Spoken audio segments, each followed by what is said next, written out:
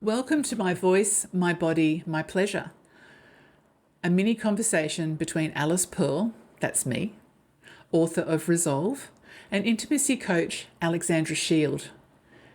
We speak about intimacy after trauma, child sexual abuse and sibling sexual abuse from lived experience, for those who feel ready to listen in. No one talks about this part of healing. As I worked my way through trauma recovery, I asked myself questions about what did I need to understand about myself more. And sex and intimacy was one big picture. Given that I'd been sexualized as a child, surely I needed to understand whether that had impacted my adult relationship with myself, let alone with my husband.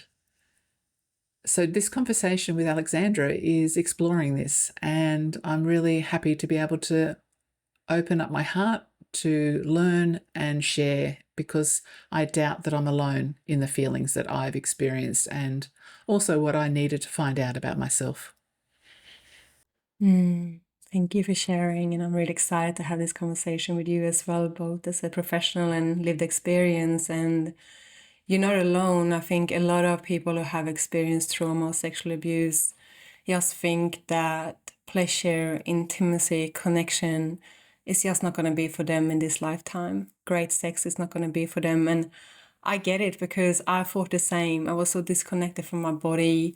I was feeling numb. And I just want to let everyone know that yes, pleasure, intimacy, amazing sex and connection is for you in this lifetime, no matter what you have been through.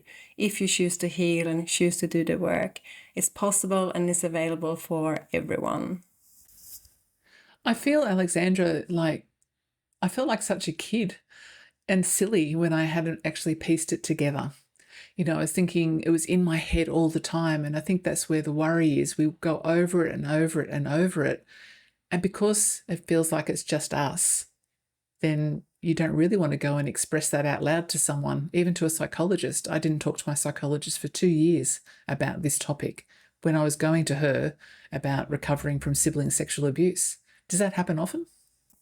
Yeah, I feel this is very common, and I think a lot of people start their healing journey without addressing intimacy, pleasure, and sexuality. It might just feel too taboo or something that is too out of reach or not just possible. And I think when it comes to healing trauma or sexual abuse or childhood sexual abuse, it's a lot about just getting by or surviving. And we are actually not looking at the things that's going to help us thrive.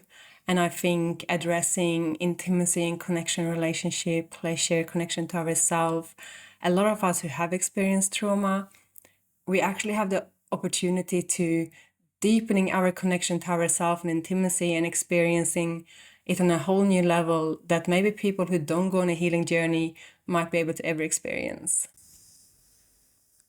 We'll continue this conversation in part 2.